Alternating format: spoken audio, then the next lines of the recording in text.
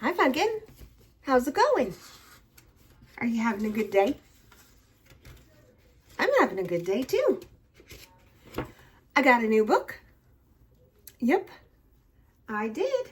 I'm glad you came to read with me.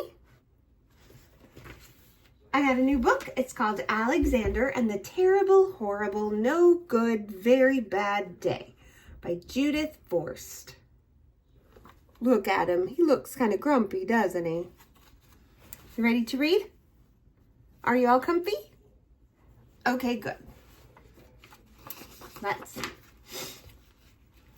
I went to sleep with gum in my mouth, and now there's gum in my hair. And when I got out of bed this morning, I tripped on the skateboard, and by mistake, I dropped my sweater in the sink while the water was running, and I could tell it was going to be a terrible, horrible, no good, very bad day. My goodness. At breakfast, Anthony found a Corvette Stingray car kit in his breakfast cereal box, and Nick found a Junior Undercover Agent code ring in his breakfast cereal box. But in my breakfast cereal box, all I found was breakfast cereal. I think I'll move to Australia. In the carpool, Mrs. Gibson let Becky have a seat by the window. Audrey and Elliot got seats by the window too. I said I was being scrunched. I said I was being smushed.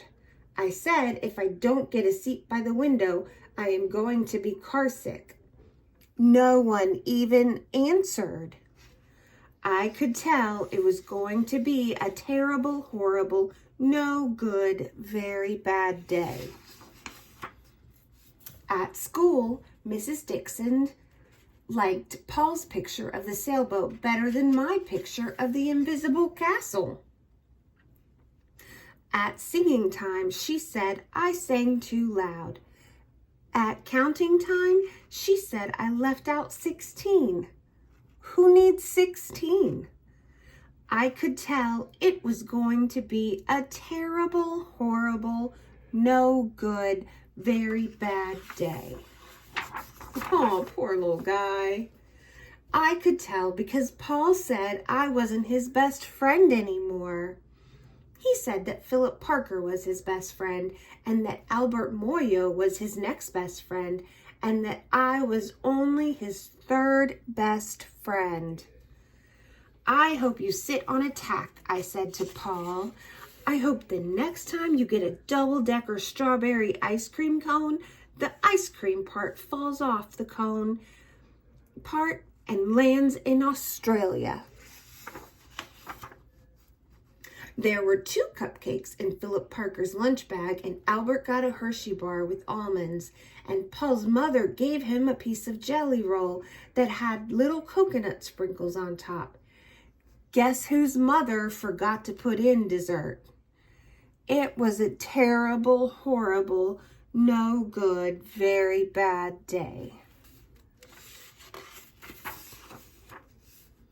That's what it was, because after school, my mom took us all to the dentist, and Dr. Fields found a cavity just in me. Come back next week and I'll fix it, said Dr. Fields. Next week, I said, I'm going to Australia. On the way downstairs, the elevator door closed on my foot, and while we were waiting for my mom to go get the car, Anthony made me fall where it was muddy. And then when I started crying because of the mud, Nick said I was a crybaby. And while I was punching Nick for saying crybaby, my mom came back with the car and scolded me for being muddy and for fighting. I am having a terrible, horrible, no good, very bad day, I told everybody. No one even answered. So then we went to the shoe store to buy some sneakers. Anthony chose white ones with blue stripes. Nick chose red ones with white stripes. I chose blue ones with red stripes, but then the shoe man said, we're all sold out. They made me buy plain old white ones, but they can't make me wear them. Poor kid. When we picked up my dad at his office, he said I couldn't play with his copying machine. But I forgot. He also said to watch out for the books on his desk, and I was careful as could be, except for my elbow. He also said don't fool around with his phone, but I think I called Australia. My dad said, please don't pick him up anymore. It was a terrible, horrible, no good, very bad day.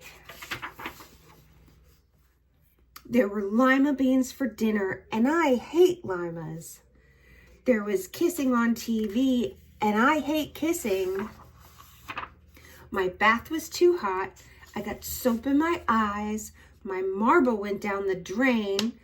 I had to wear my railroad train pajamas. I hate railroad train pajamas.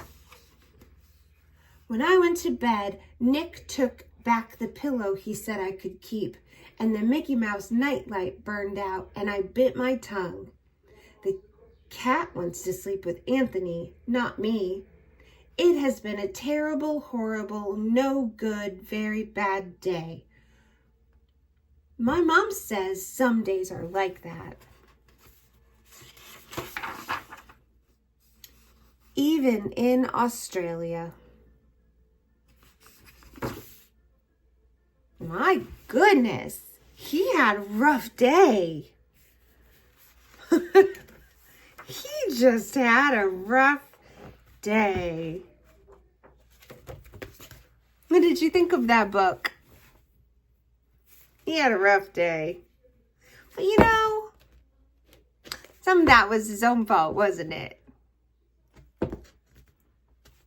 You know what comes after a rough day? Another day. We can always make the next day better, right? I love you so, so, so much. And I'll see you again soon. Bye.